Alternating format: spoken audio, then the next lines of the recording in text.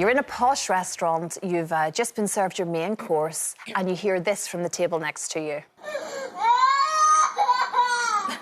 Oh. OK, what do? One woman has posted on social media that she got up and asked the mother of the crying child to leave the restaurant and not return until the child was under control, which didn't end well. The family with the child did leave after a bit of a heated debate, shall we put it that way. What would you have done in that situation, Carol? Have you ever been in that, where you're in maybe a relatively posh restaurant, you're paying a few quid for your food, and a little one starts screaming beside you? I wouldn't say anything. I definitely wouldn't. But I must admit, I do sort of hunt down restaurants that publicly say they don't allow children in.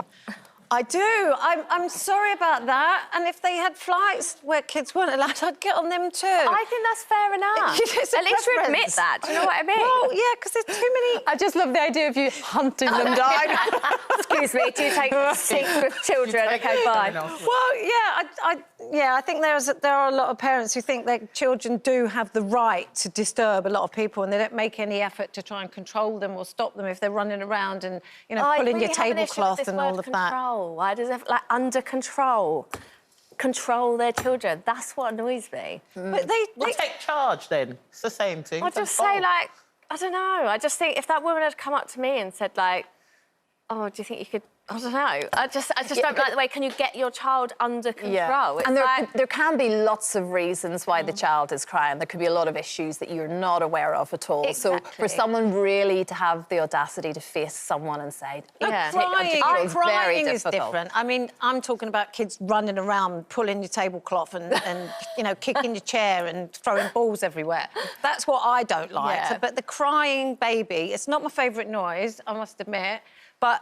You know, parents, sometimes they can't help it. Here we are, thanks. But I think that's fair enough. Like, I still, as a parent, I think it's great that hotels have adult-only swimming pools and stuff like that. You know, when I'm not with my kids, I'd love to be by a pool that doesn't have kids, or I'd love to go to places that... I fully understand that, and I you know, I just think sometimes, like, don't think for a second that that mother or that parent isn't sitting there thinking, oh, my God, please stop crying or please stop doing that. And I think if someone, you can tell they are making the effort to stop their child from doing that, then what can you really say? If they're just sitting there on their phone ignoring them and you're, like, trying to have a nice meal or whatever, then I completely understand. But the word control, like, I had someone on a flight come up to me and say, you need to control your naughty child. I think it's quite triggering for me.